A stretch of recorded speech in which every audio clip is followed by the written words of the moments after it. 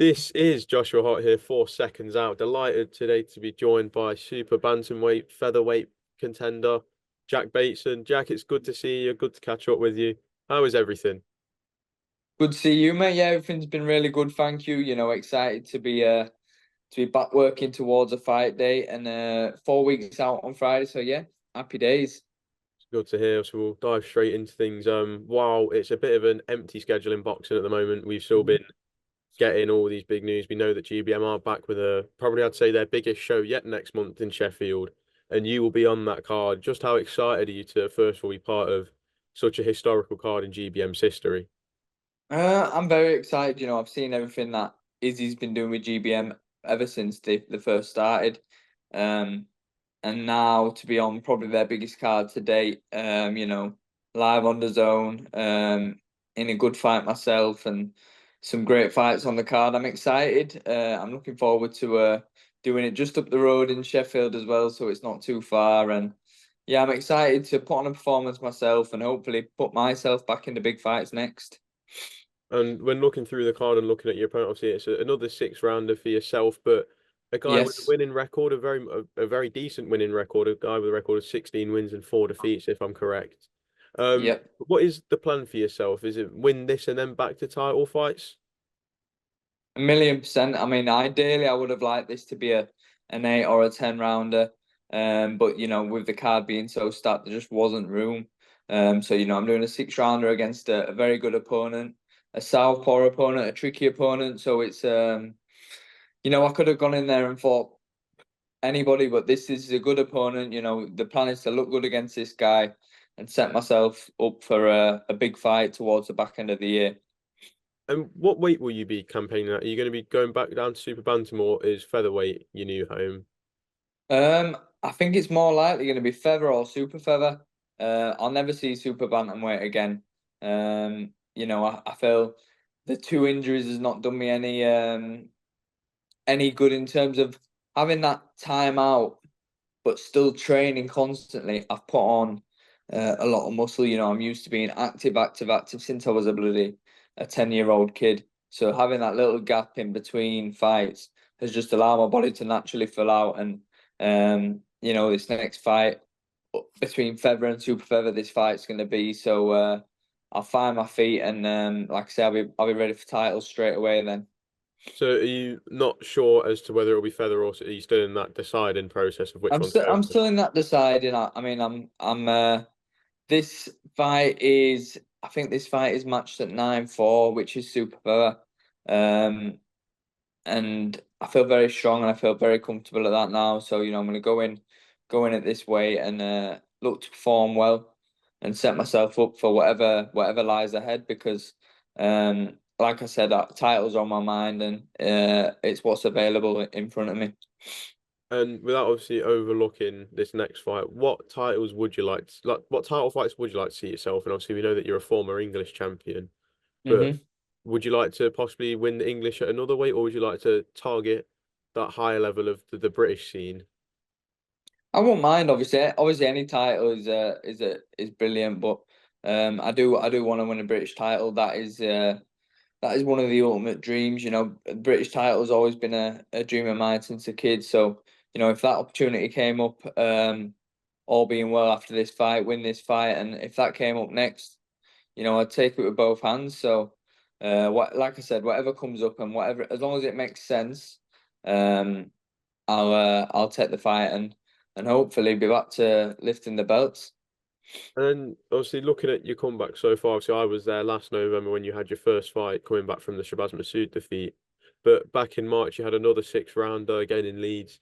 How good is it, I suppose, I know you obviously love fighting in Leeds, obviously being a local boy and fighting in front of your local people, but to get yourself back on a card where there's going to be a lot of promotion going into this, it's on a big platform. How good is it to be able to, you're knowing that your name's going to be getting pushed back out there? It's brilliant. It's brilliant. Like you said, it's great to be at home in Leeds and fighting in front of my home supporters, but to be out of my comfort zone a little bit in a different city or whatever, even though it's only up the road, it's brilliant. And live on the zone, there's going to be a lot of watchers on this night, and it's time for me to show what I can do. and hopefully I'll catch some people's eyes and they'll think, you know what, he's one to still watch out for, and he's going to be in the big fights next, and that is the plan. I said at the end of last year, this time next year I want to be a champion again. Obviously, I had the injury where I broke my hand, but it set me back a little bit. But that's still the plan. By the end of the year, I want to be a champion again. And just moving away from yourself and looking at some big fights around the scene.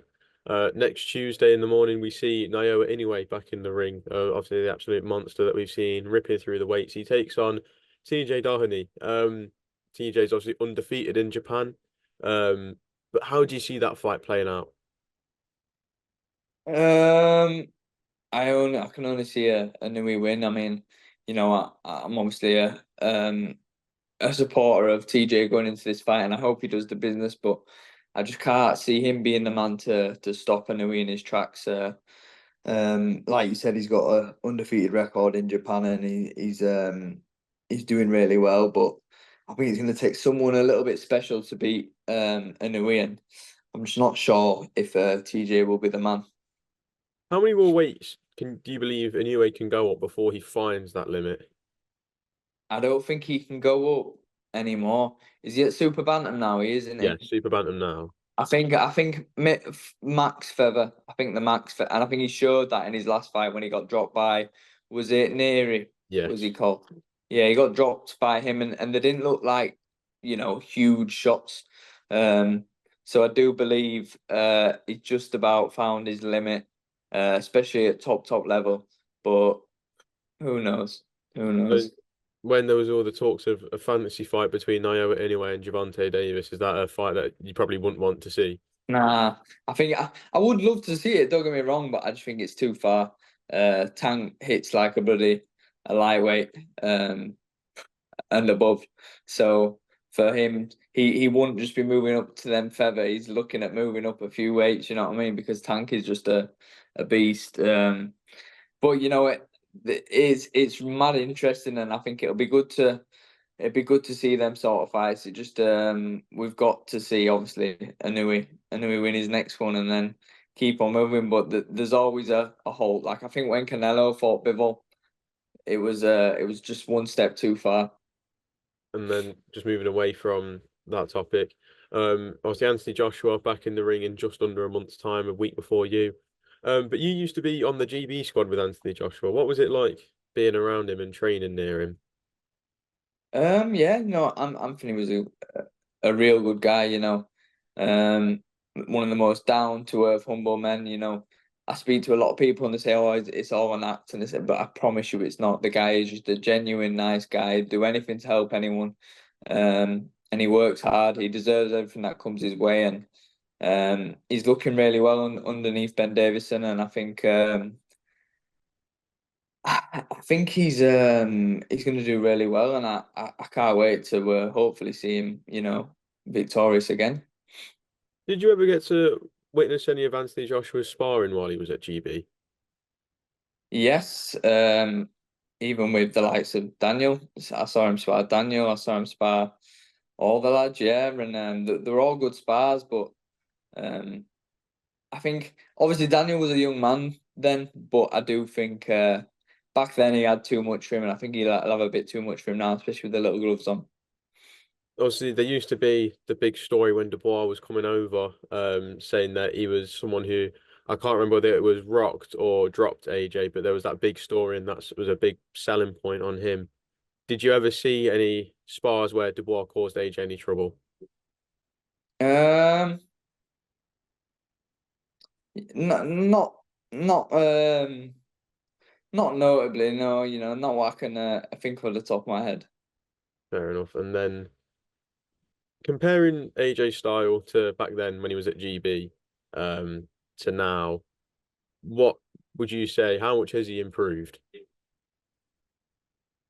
Um, I think probably more tactically he's improved. He's looked like he's tactically tactically in terms technically in terms of what he's doing in the ring. His last couple of fights, he looked like he has improved and he's slowed things down.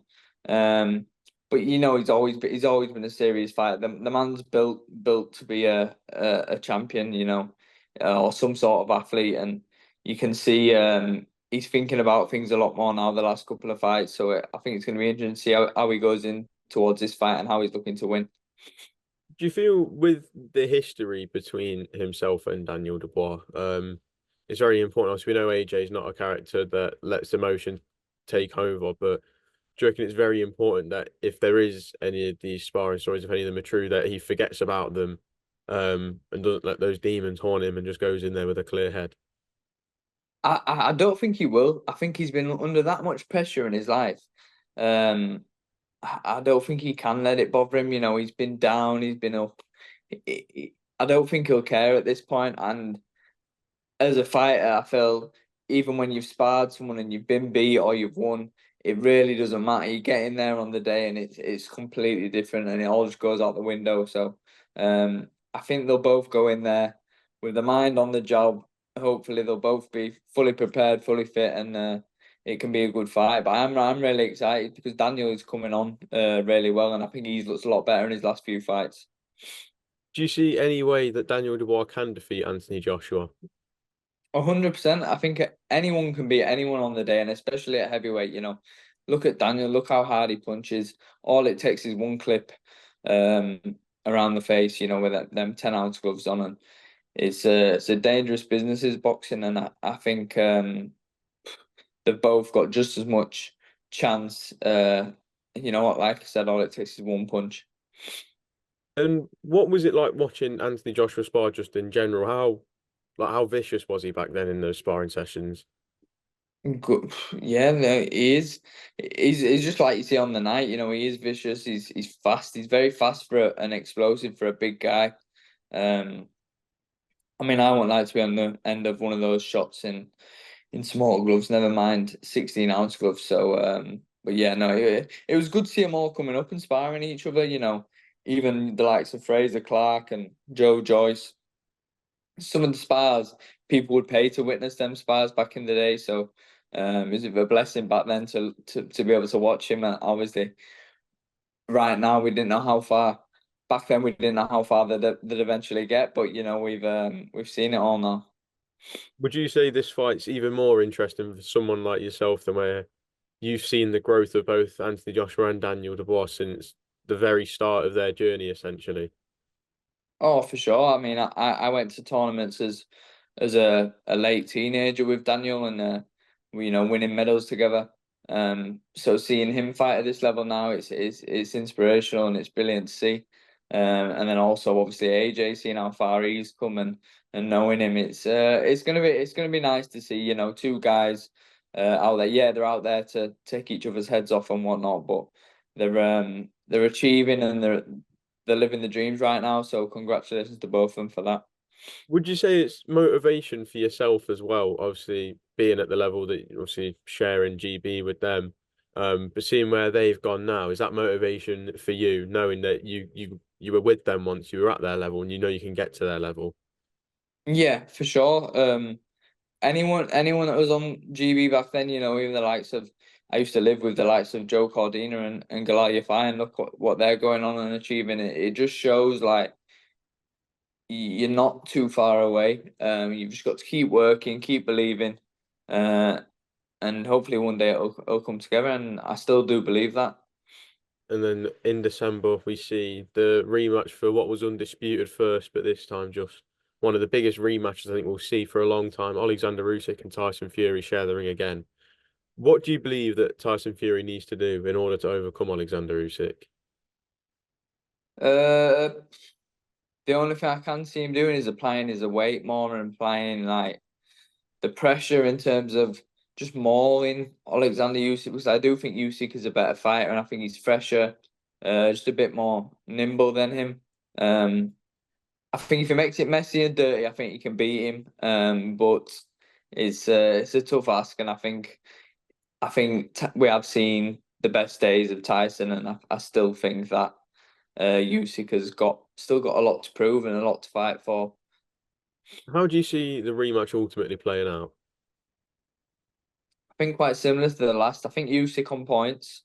Um, but I think it's a good fight. You know, it's so evenly matched. Like even the last fight, it was a good fight, wasn't it? And I think it will be similar. It's who gets it right on the day at this that level. It is who gets it right on the day and who gets the game plan right. And it's it's going to be interesting either way. I think it's going to be a tough one to call. And then just very finally, what can the fans who will be there watching live in attendance on September 27th and watching on DAZN, what can they expect from Jack Bateson? An explosive performance from myself. A good fight against a good opponent, but a good victory, something that's going to set me up for something nicely towards the back end of the year. Jack, thank you very much for your time. Like I said at the beginning, always good to catch up with you. And if I don't speak to you beforehand, best of luck on September 27th. Thank you very much.